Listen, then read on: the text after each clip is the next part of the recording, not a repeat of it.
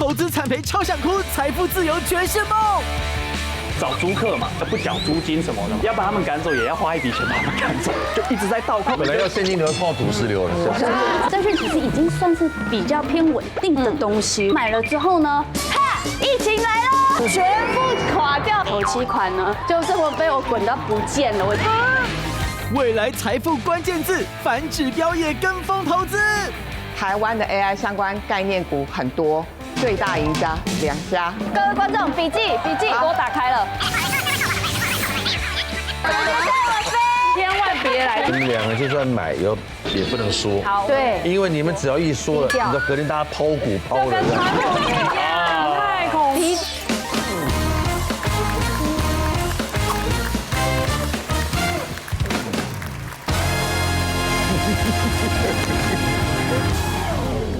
欢迎收看《女王大人》。陈哥啊，喂，你好。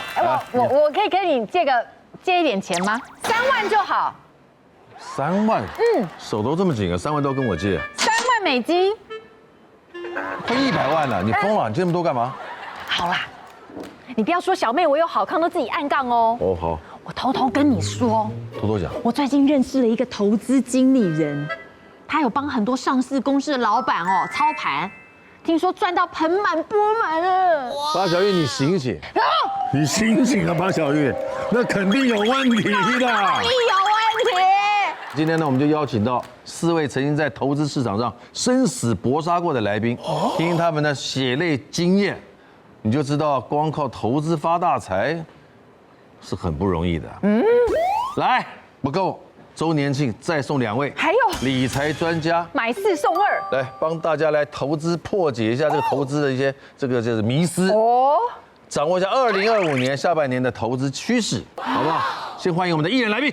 首先欢迎刘奕欣，好，欢迎。哇，还有，欢迎凯娜，哦，帅啦，欢迎贝彤彤，贝彤彤，最后一位，也欢迎云溪，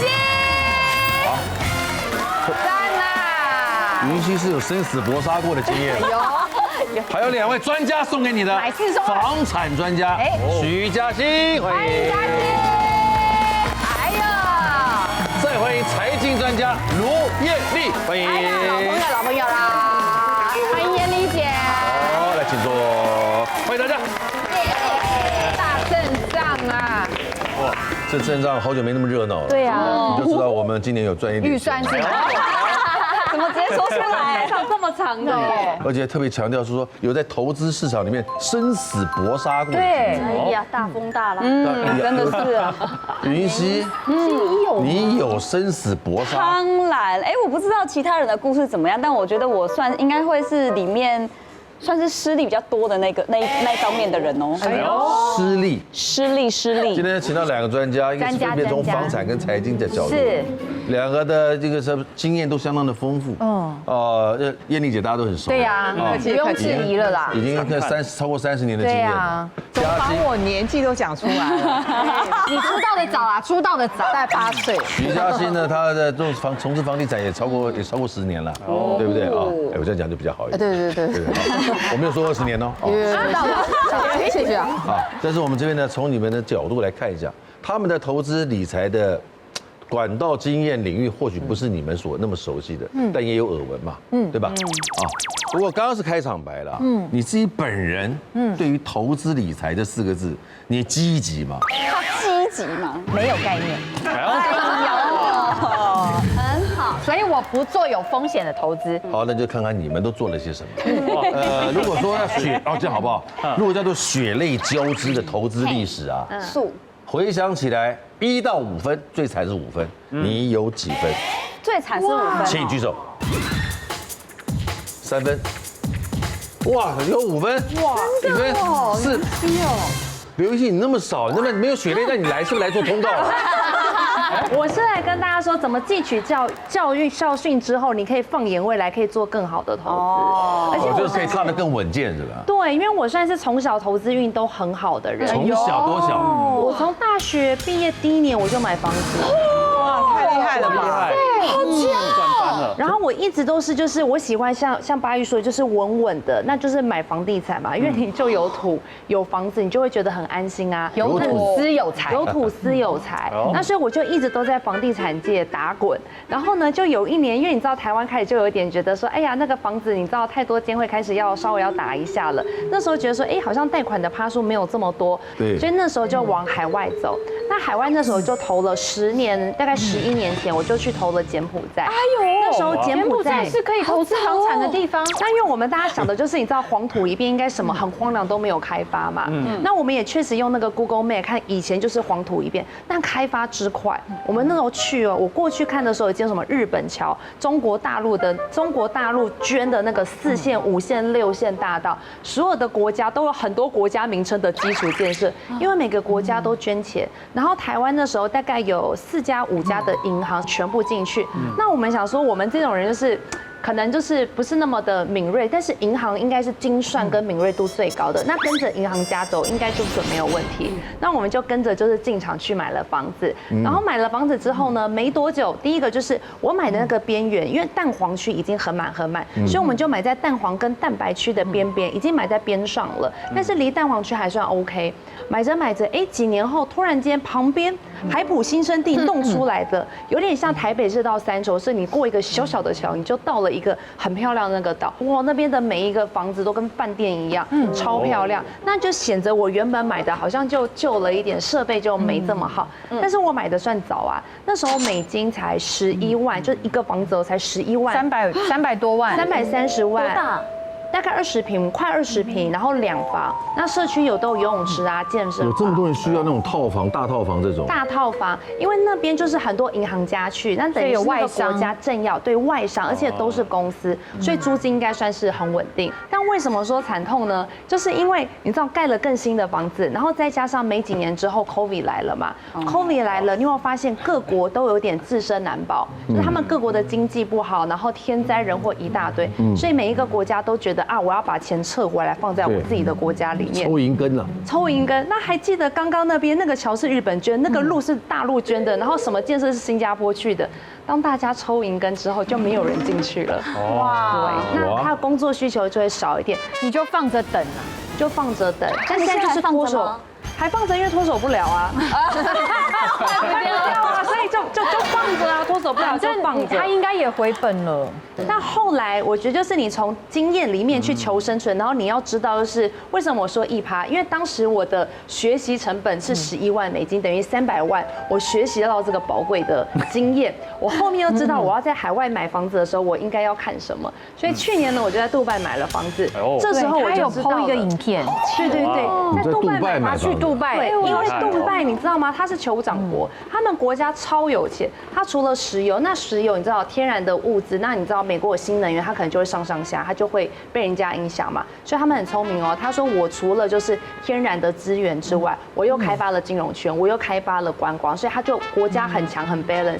你知道各国战争，他自己就是自给自足，然后超级有钱，所以他不需要人家去投资，反而他让超多力让大家过去移民过去，所以不用个人所得税，公司税也很少。所以你看我花了300万的学费，但是我在这边我的房子已经增值了，对，所以才1。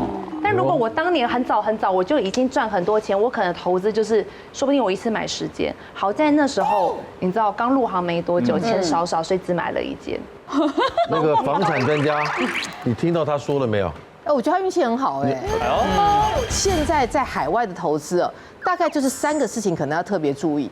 第一个事情的话，你要注意的是这个地方的法规，它有没有保障外国人？那如果说你要诉讼干嘛，你好歹它是一个相对而言比较透明的，这也是为什么很多人去做美国跟日本，原因在这儿。那第二个的事情是，你可能要找一个汇率相对比较稳定的地方去做投资，还有政局也比较稳定。对，那不是说，不然有一些就是不然弄就是不好意思政变了，所以你就换政府了，就居了。然后第3个事情是，上车的时候一定要想到谁来带你下车，因为有很多的业者他都是只带你上车，告诉你多赚。那有一些人他可以自己下车，比如说像我有一些朋友，他们可能买在东南亚，可是他们有朋友就在那边做生意，他就可以来去做一些协助。所以如果说海外投资不是不行，可是你真的要先想好这些事情，全盘的都要思考过。是。那如果他买那房子本来就只想上车，没有想下车呢？是交个朋友或者是移民的概念吗？对啊，我买杜拜就是我很想上车，就是我为那个黄金签证，因为那边有233个国际学校，我现在有3个小孩，你知道去美国念书，加拿大所以你的意思是说，你将来有可能会移居到那里去的？对啊，因为233个国际学校，你知道台湾的美国学校学费有多贵吗？所有人抢着去。哇，那他刚刚说去杜拜自产这件事情，你觉得？对，我也想问呢。这个事情我觉得就是之后看看之后的发展是怎么样，因为国际的局势变化其实蛮大的，而且这一波确实蛮多，我们身边蛮多的投资人，他就是为了一方面小孩读书，二方面是地缘政治，他们很担心。那你可能就要去思考一下那个地方，你之后适不适应，然后你的家人适不适应，这个事情可能会比较重要。没错，你到底有没有可能常住？比如说有人常跑日本，他就直接在日本那边买一个，对，就常跑日本。他每次去他就平常他就可能交给代管，对，有代管的话就。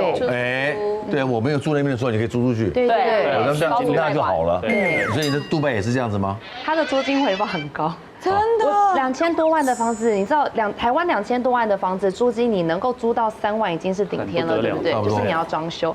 它2000多万房子一年有170万的租金回报，而且他们的一个月10几万，对，而且他的房客是你在签约第1个月他就给你12个月的票，你都不用去刷年缴的，年缴的，年缴的12张票，预付1年呢。对，而且抢得很凶哎，就是，哎呦，他现在在讲话的时候已经有看金钱进来了，钱一直有进账哎哦，因为我当时买柬埔寨我当时买柬埔寨的时候，我就跟陈哥想的一样，说，哎呀，我那里有个房子啊，假设哪一天怎样可能会去居住，但是你说真的，我们怎么可能去柬埔寨生活？对啊，不可能在那边生活。但你说杜拜先进国家，我去那里生活，我 OK 耶。对啊，可以。好，来贝东东来。因为其实我的心态跟8月很像，就是因为我们是辛苦环境长大的小孩，对钱真的就是锱铢必较，每一块钱对我们来说都是血跟汗跟泪换来的，所以我以前从来不做有风险的投资，我就是放储蓄险。然后后来呢，就是因为我结婚生小孩嘛，所以我就把我原本的房子卖掉。然后想说，那我就拿卖掉的那个钱拿去做那个滚钱的动作，然后想说可以买下一间的房子，把它拿来做头期款。然后如果是比较大的一个本金去滚的话，应该会比较快。所以我就决定好，我下定决心，我要突破我的心态。然后我就把这一笔钱交给理专，请他去帮我操作。那时候我就是有买了一些美国的债券啊，然后 ETF 啊，或是美国的个股那些都有，都是用美金操作。然后可是因为我的个性呢就非常胆小，所以我只要看到差不多获利有5%，我就说卖掉，这样，然后手续费都被他赚掉了。然后他就说好卖。然后可是我又太心疼了，所以我看他在跌的时候，我就死撑着，我绝对不认赔，我绝对不出场。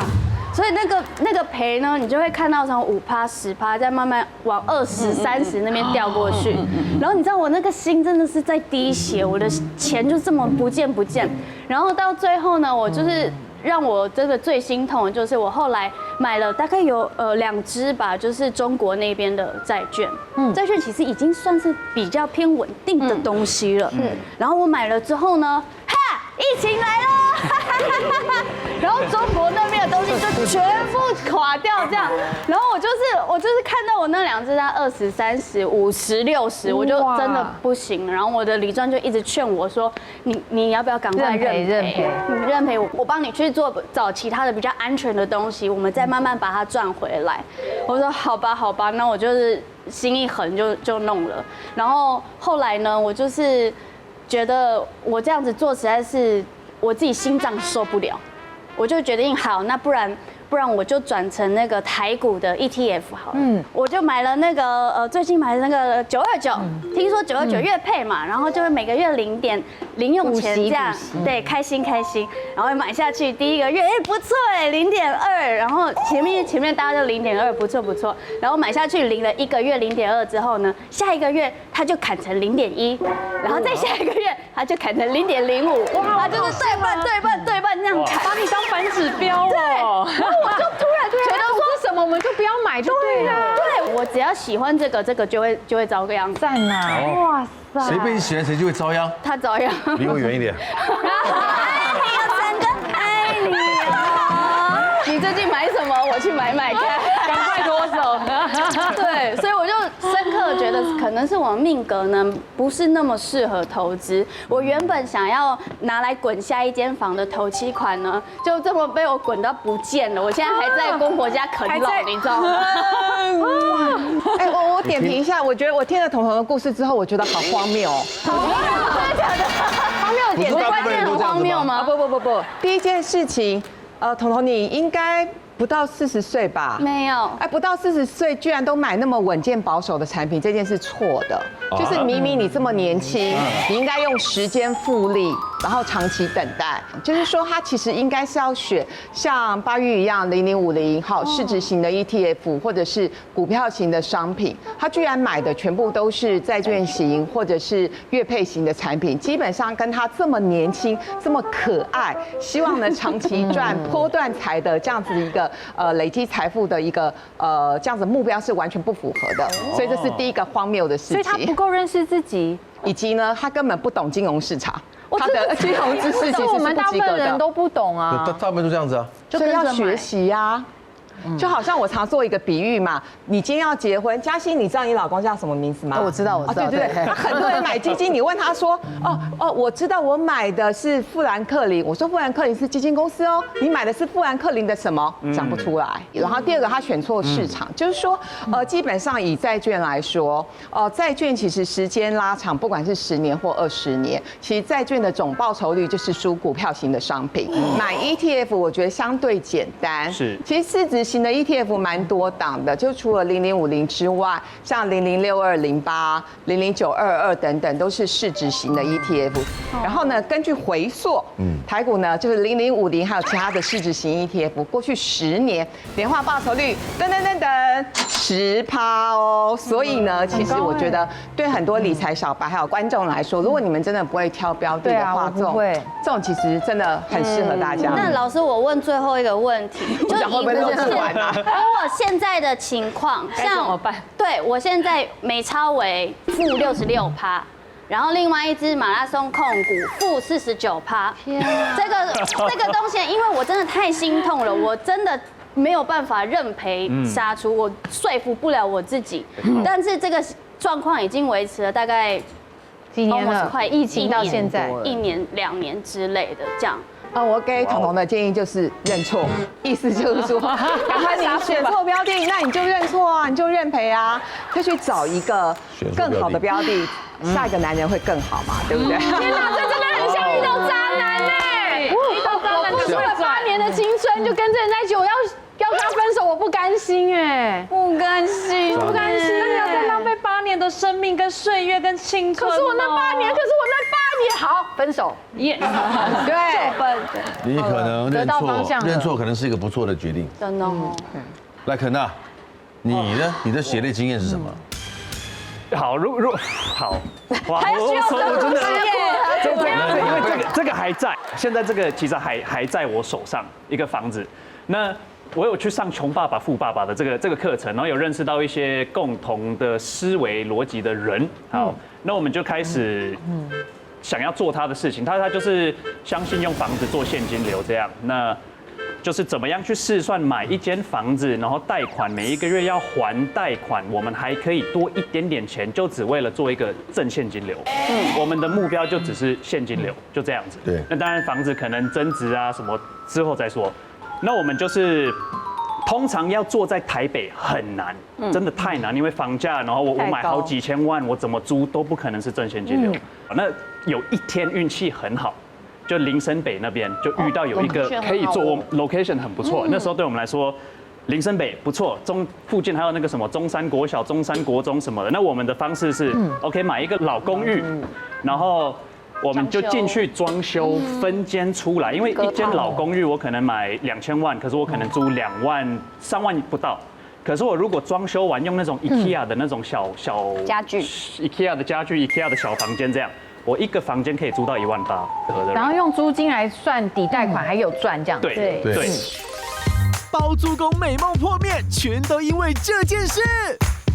找租客嘛，他们把垃圾往屋顶丢，然后都是区呢打不缴租金什么的，要把他们赶走，也要花一笔钱把他们赶走，就一直在倒扣。本来要现金流，靠土石流的。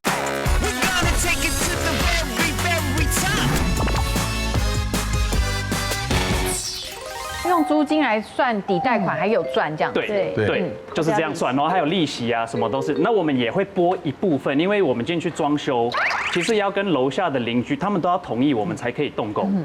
一定会有遇到难搞的人，那我们那一间就遇到一个难搞的大哥，他就是怎么样都不想认同，所以我们就是买那种去日本买香烟回来给他，然后买什么 whisky 给他，说服他我们是好人，我们真的不是来乱的，因为正常你有装修许可证就可以动工，但是因为他把它弄成是套房，对，他们要认同我这样子做，对，好，最后花了10几万的伴手礼。阿北答应了，10几万，真的10几万，真的成本也太高了。因为他们楼下是住一个大家庭啊，好就讨好他了，就是讨好他，真的就是讨好，而且整栋都答应，就他不答应。那最后10万块，他说好了 ，OK， 我们就开始动工。那最后就很顺利的完成了这个分装出去。好，然后我们就开始找租客嘛，租客来了。就开始因为在林森北，我们就失算了。我们最后租到的人，这样怎么说？就是深色场所的人吧。没错，有男的有女的。那时候我的认为是，那样子的人不会想要住我这样子环境的房子。哦，他们可能住的空间更大，他们可能会想要其他的东西，对。但失算的是，他们分开来，很多人来，可他们是同一群人。最后是同一群人把那整个房子租下来，所以虽然我隔了3间出来，可是最后其实他们把它变成1间在住。之后楼下邻居就开始抱怨啊，什么楼上很吵啊，又开始那个不缴租金什么的嘛，就开始拖了。可是我们的就是已经放款贷款，我们要开始还了，要开始还钱了。最后进去要把他们赶走，花了6个月，他们终于走了。要把他们赶走，也要花一笔钱把他们赶走。好，终于走了，我们就进去看看我们房子剩下什么。哇，我们床啊、沙发啊、洗衣机全部都是新的哦，全部都烂了。没有想到整个房子6个月后要全部重用。那最后我们本来要现金流，靠土石流了，真的。最后我们就有这个经验了。OK， 好，林森北可能会有这样的客人，开始筛选，好，就开始筛选。Anyway， 找到比较合适的租客的时候，他们就说：“你房子很臭。”我想怎么可能？床是新的，沙发是新的，地板也重铺，为什么会臭？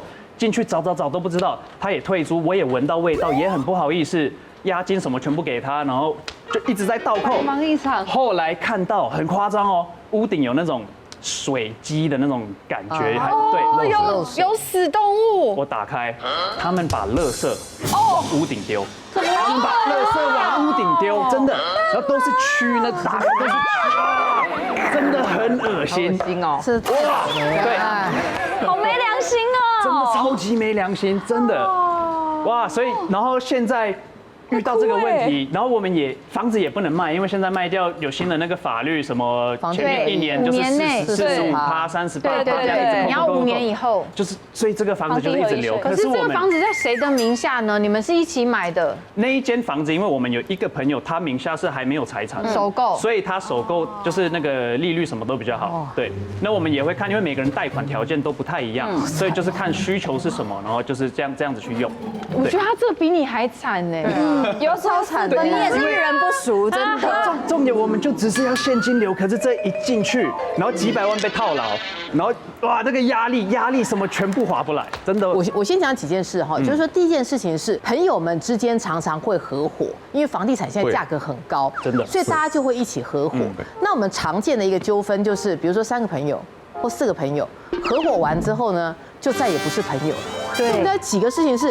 第一个事情是你可能现在当初如果合伙的话，首要就是打契约，那个契约的话，就是可能你要透过公证等等一类的。那另外你刚刚也提到，就是说你们登记在某一个人名下，那我们一般的话会建议就是你可能你要打一个借名契约，不然这个人呢，这房子只要登记在他名下，他想卖就可以卖，人就跑了。我们坊间也有很多人是这个样子的。这个借名的人，他其实不只有是权利，就是享受可以卖掉的权利。他还有一些义务，比如说他要缴税啊，还有如果贷款缴不出来，也是他要负责。对，所以就这个人其实他不要以为房子他名下，他责任是非常高的。那这个事情大家先瞧好。是，如果大家走合伙，好，那我们可能要先考虑到的。那另外的话，就是像你找点这件事。其实林森北是蛮好租的，你们的关键是可能那个租客是这样，对，租客很怪。那你说找租客这件事情，当然比较商业夜生活比较多的区域，确实你的租客可能会比较复杂。我有一个朋友，他用的方法是这样子，他用的方法是说他的租金开的稍微高一些，那他会隔离掉有一些比较特别的，对，然后他大概会跟他聊就是他的比如说工作的状况，然后大概也会稍微，因为他可能看多了，他大概也会稍微知道就是这个租客可能日常的状况会怎么样。好，那透过这些所谓的多重的 interview 的方式，他最后他就是会选那种相对比较安全，而且还不要觉得女生特别干净，好不好？我有朋友他们租给女生，他说租给女生之后房子超乎寻常的脏，租给男生还比较干净一些，所以有这个事情。终于有人说句公道话，真的认同。可是我觉得嘉欣提了一个很好的点，你现在这个地方，你先把价格开高点，过滤掉一些人，然后 interview 之后，如果投缘真的觉得他这个你再降。但我有一个朋友，他是豪宅，然后他的房租哦，一个月是15万哦。他想说我在豪宅里面，我的规格这么高，应该来得不错。然后就是那种穿西装，然后男生帅很有质感，然后说应该不错。然后我朋友在国外，所以也租了好一阵子。然后管理员就带给他说，那个房客很奇怪，常常就是楼下都有黑头车等他，然后好多人都穿黑衣服在前门或在后门等，然后他们常就会拿那种大的袋子，就是不知道装什么东西，就常常会有人进进出出，但是都非常的安静，就是不吵不闹，就是人多。然后有一阵他就说奇怪，为什么换了另外一批的黑衣人士，就在另外一边的门，感觉在等这个人。然后后来我那个朋友就觉得说怪怪的，那也租约差不多，他就很客气的跟那个人说房子要卖呀，可不可以剩2个月提早解约把房子拿回来？那个房客也非常的阿萨里，快速就是好没问题，立马就走哦。然后1个月之后，他在新闻上面看到这个男的，社会版吗？社会版。云溪超瞎投资，让专家说重话啦！比如说我们上一些财经节目分享我们的一些投资，可能专家也会说，你在投资什么啊，我就听进去了。计程车司机也说，我最近他就开始在那边聊，看那个什么00几00什么那个号码好像感觉会涨什么什么的。听名牌，也是默默赔了50-60%以上负的。哇！如果你真的不是这么熟悉这个市场，就宁可不要赚，也不会被骗。对。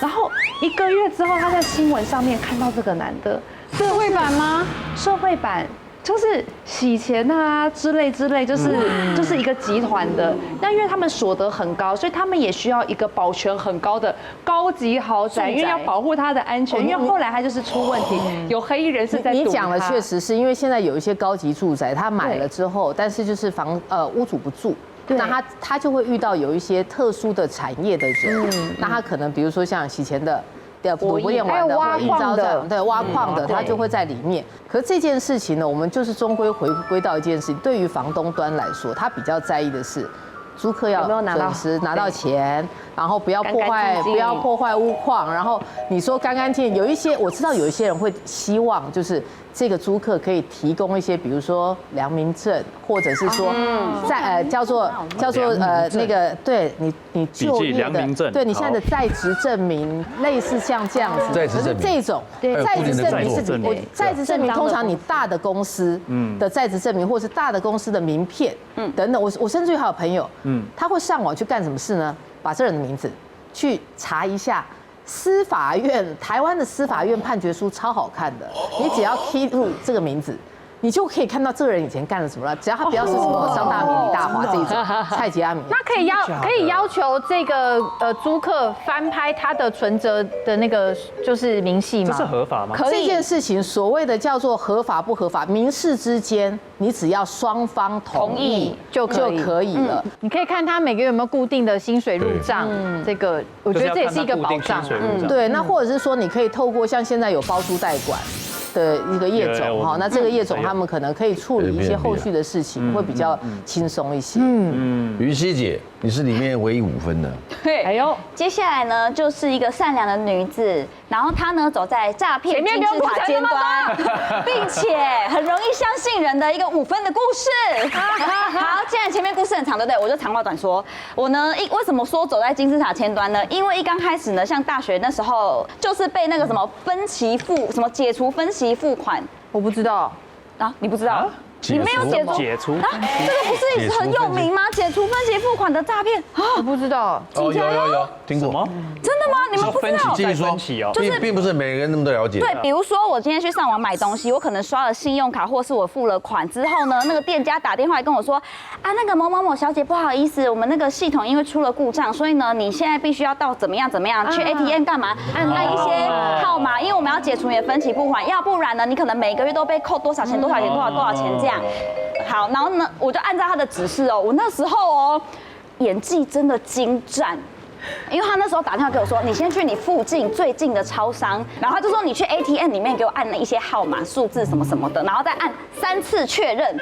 我说，可是我这样输入之后不就是转钱给你了吗？他说没有，我们银行里面有一个系统，就是你按了3次确认之后呢，它就是会变成一个代码的概念，它不是输入钱，它是一个代码。然后他说，可是呢，因为你现在拿电话，那个店员可能会觉得你很奇怪。你可能要操作什么东西哦？哇！他在电话另外头跟我讲说，你现在假装去，你旁边有没有面包？我说有。他说你假装去看面包，然后感觉在想说，你电话的现在跟你电话这头是你的家人，要选什么面包吃？我想说啊，演技大爆发来了，是时候了。我就开始发现我迪士尼。我就开始在那边挑面包，然后挑完之后呢，他说，你刚输入的代码，我现在这边银行帮你设定哦。然后设定好了之后，你看完面包之后再回来再按1次，然后反正他来回总共叫我按了3次。然后因为我那个账户里面呢，虽然里面大概有6万块左右的现金，因为那时候我要半工半读缴学费，然后还要付我的房租，然后我就想说好，就按了3次。他说 OK， 小姐，那我们这边设定完成了，然后剩下的怎么样，我们就会再通知你哦。然后后来我一回去之后，因为那时候我有一个室友跟我说，你刚去干嘛？我说没有，我刚去 ATM， 然后就把故事讲给我朋友听。我朋友说，你现在立马跟我去警察局。我说为什么？他说你那个是诈骗。我说没有啦，我说他等一下会打电话给我，你先不要吵我，我还叫他不要吵我。然后果不其然，真的一通电话来了。邪哦你！有一通电话来了，有一通电话来了，电话来了，接起来他说，我们这边设定 OK 了，那就没有问题了。然后挂掉之后就再嘟都没有。再等半小时，什么都没有任何东西。然后我的那个银行那边就有跳通知说，你现在6万块现金被转走了。你自己转走，不是被转走了吧？对，我自己转走了。对，而且那时候因为很前面，所以我都没有看到怎么有一些什么警语啊，或什么要什么怎么样解除分期付款要小心哦。好，接下来比较大条就来5分的故事来了。哦，刚刚不是5分哦，刚只是铺陈而已。你不知道长话短说吗？对啊。我只是要解释为什么我走在诈骗集团的那个诈骗的金字塔尖端，因为接下来这个是我最近这几年发生的事情，然后也是一个投资啊。因为你刚刚讲那个，我也不好意思回复，因为我也是反指标，所以我也不好意思大笑你，因为我个人也是，就是人家说投资什么什么，为什么说很容易相信人？比如说我们上一些财经节目分享我们的一些投资的观念跟经验之后，那个可能专家也会说，你就投资什么什么什么啊，我就听进去了，然后我就去。没多久之后，我就回去之后开始看那个专家推荐，想说专家总不会骗人吧？因为我上次去搭那个什么计程车司机也说，我最近他就开始在那边聊，看那个什么什么00几00什么什么什么那个号码好像感觉会涨哦什么什么的。名牌。所以他说我跟你讲，我是上次载到一个客人，感觉他好像很厉害，他穿西装笔挺，怎么样，开始在那边分析，我偷听到他讲电话的，然后就刚好把那个代码记下来，然后那个司机大哥就分享给我。他是不是故意放消息给你？要出故意不可能吧？那是我随机叫的那个，对啊。然后后来我上那他也是随机骗啊。所以就很容易相信人嘛。然后呢，上那个财经节目的时候，也是针对那些，就是都比如说什么那个叫什么定期定额，也是慢慢到现在，也是默默赔了50-60%以上负的。哇！投资专家给方向，做到这点财富自由。你没有历经过股灾的人，你不要以为市场不会修正。有一个少年股神累积了好几亿的身价，然后可是这一波全部赔光，而且还倒赔。你要在这个市场的乱局里面找机会，你一定更有机会找到好的案子。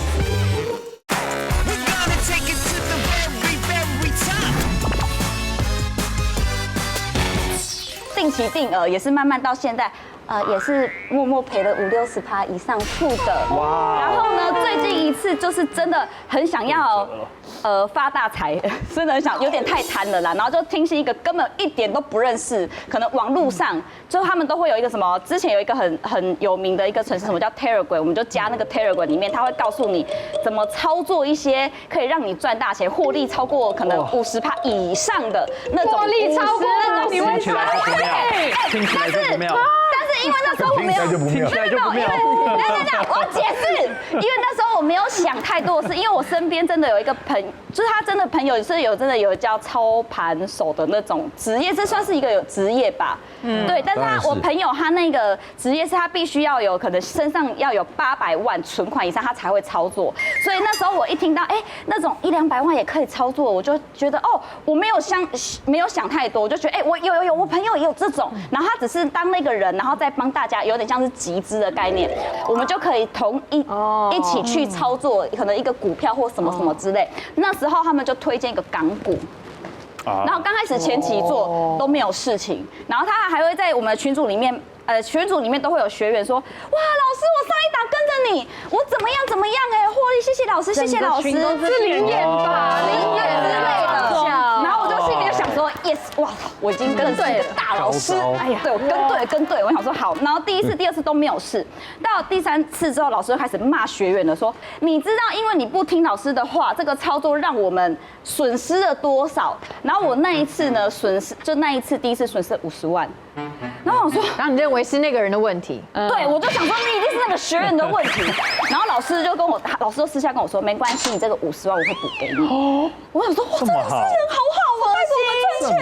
但是你必须要牺牲一些配合。没有，他就说什么？没有，他就跟我说，我这50万会补给你，我下一档再教你投资什么什么，我会把你赚回来。我想说，好，老师我知道，我会乖乖听你的话的，什么时候进，什么时候出，我都会按照你的话。绝对不会当刚刚那个老鼠屎。对。过没多久，那一档股票直接在第2次的时候，那股票瞬间跌到一个不行。然后后来呢，我要再去敲老师的时候，那个群主跟那个老师的名字就变成没有成员。然后我就瞬间想说，全部退光光，什么意思？你投了多少钱？投了多少钱？全部说出来。 200万，在一个不认识的群组里面被诈骗了。刑事局其实他们有些微统计，然后根据我私底下的了解，很多被诈骗的人，他们不是无知，也不是无脑，他们就是单纯跟善良。那我认为云昕应该也是单纯跟善良。大胆一点，把应该去掉。对，这么多次就要检讨喽。所以呢，我会觉得就是云昕，第一个就是你不应该去碰你自己不熟悉的理财商品，然后第二个就是说你已经有一次被骗的经验之后，其实接下来你应该要更谨慎。 所以基本上我们都会建议大家，就是说，国际趋势要对你国际趋势要懂。然后第二个就是，如果你真的不是这么熟悉这个市场，就宁可不要赚，也不会被骗。对，200万是本金留着吗？对，然后还有就是200万存好久哎，很久，这之前要很谨慎，很谨慎。然后另外一件事情就是说，其实因为前几年股市一直涨。 所以很多刚到市场、刚进市场的一些投资新鲜人，他们误以为台股或者是全球股市只会涨不会跌，很多人都存有这种心态。可是像这一波的股灾，就是这个川普就任之后的关税战之后，其实这一波的股灾确实让很多的年轻小白，或者是之前几年累积来的财富，都一夕之间的。化为零。我举一个故事，就是像媒体有报道，有一个少年股神，他在前几年，就是2020年全球股市不是大涨嘛？因为联准会这个祭出 QE 之后，然后他在那一波累积了好几亿的身价，然后可是这一波他因为没有控制他的风险，所以他这几亿全部赔光，而且还倒赔。所以呢，这件事情就是告诉大家，你没有历经过股灾的人，你不要以为市场不会修正，你随时都要保有高度的警戒心跟风险意识。一定不能 all in 啦，就是一定要留一些本在身上，对，而且不要太大的杠杆。这是另外一个学问。杠杆很像一个放大镜，对不对？对你赢了它就很大，可是输就是倍数很大，倍数的。不要玩这种。我们今天呢特别为了你们4个，我们准备了一个礼物，就是除了请他们2位来以外，我是不知道他们做了什么样的准备了，因为这题目很大。那题目是你不理财，财不理你。听好，2025投资关键字大公开。哎呦，下半年哦，下半年。从下半年到明年，这样往这边看，我不知道他们的前瞻性有多远哦。但是呢，每个人就自己的专业提供了自己的建议。来，关键字是。来少 and 还有我们就是多看少做。找什么？就是我这样说哈，你要在这个市场的乱局里面找机会。我很多朋友就跟我讲说，哎呀，台湾房地产市场哦，现在看起来啊，感觉快要完蛋。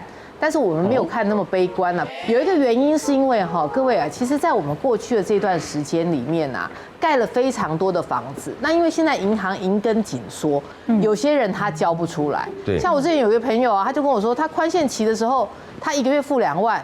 现在宽限期结束之后，因为现在不能无限宽限期了嘛，宽限期之后1个月8万，他月赚8万，房贷8万，你说这种人他能不卖吗？或者是说还有一些人，他建商要交，他贷款下不来，我们也有一个朋友。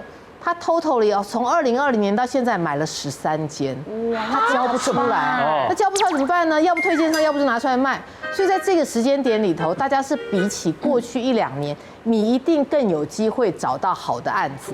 所以如果说是比市价稍微低一些，这你自己用是有机会。多看少做什么意思？我们这几年发现，投资最怕什么？投资最怕急，因为他只要告诉你说，哎，就只剩这一间，你要在2天之内做决定，你不买吗？你一定买啊，所以你很容易因为急，你就会做出错误的决策，好不好？今天我想说这个可以送给大家。好，未来财富关键字，反指标也跟风投资。台湾的 AI 相关概念股很多，最大赢家2家。各位观众，笔记给我打开了。千万别来。你们2个就算买也不能说，对，因为你们只要一说了，你知道隔天大家抛股抛的，川普一样，太恐怖。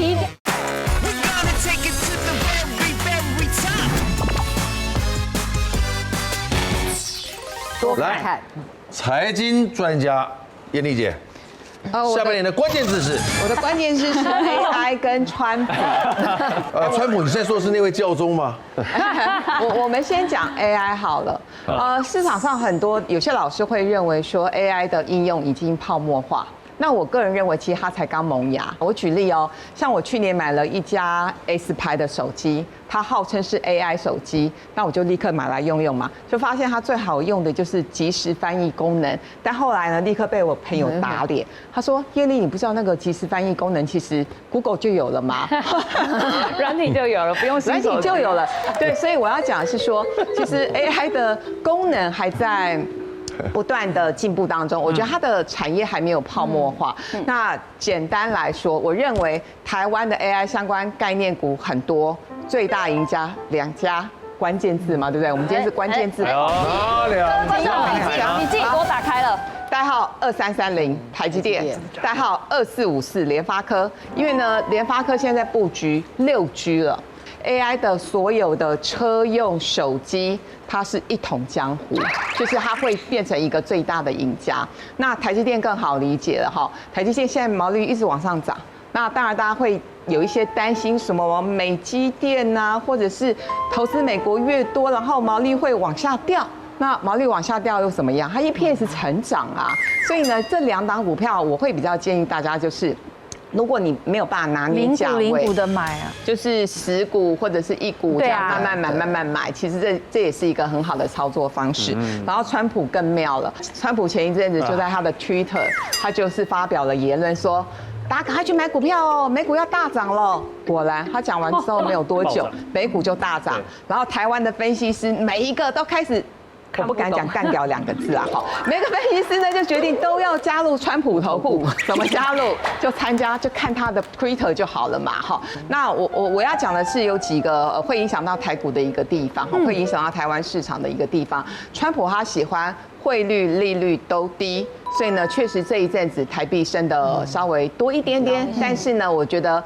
暴力式的升值不会再出现，接下来会比较缓步升，那缓升反而会有利于台股，会带来资金行情，汇率、利率都低，就是接下来还是会降息。所以呢，如果手上你有债券、商品的人，我觉得就是要有一点耐心去慢慢等待。那我要说一件事情，来刘一些，我礼拜6要飞美国，其实我现在在看一个案子跟这个东西有关。刚刚说联发科还有那个台积电，对不对？我只要去到他们那个州呢，德州的阿斯顿，那德州几乎税低到不得了，对，很低。但是因为我喜欢买的东西就是有土司有财，我要看得到的东西，它就是要有被质押的东西，所以我直接是去看一个 community， 而且那个整个 community 租已经租了96%。云溪，你跟他去，不要这两个翻指标的，千万别来，千万别来，千万别来，一张机票钱你跟他去，千万别来，这2个人。那我们联发科和台积电是不是也不能买？要跟千万不要，千万不要，你会被台湾人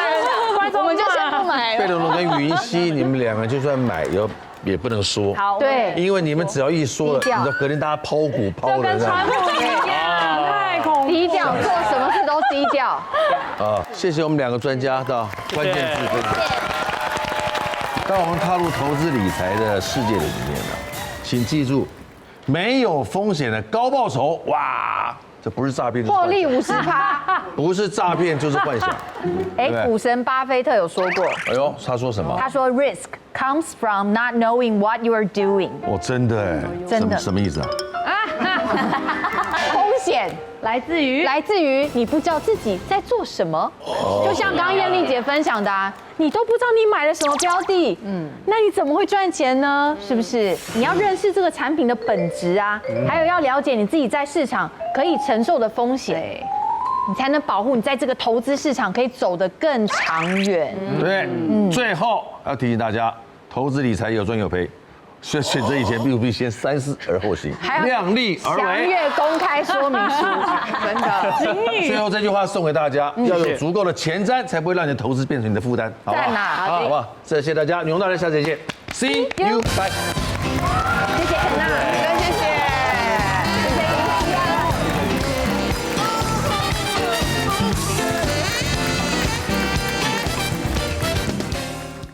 快订阅未来中文台 YouTube 频道，开启小铃铛就可以看到最新的女王大人哦。特别感谢嗨欧尼时尚美妆。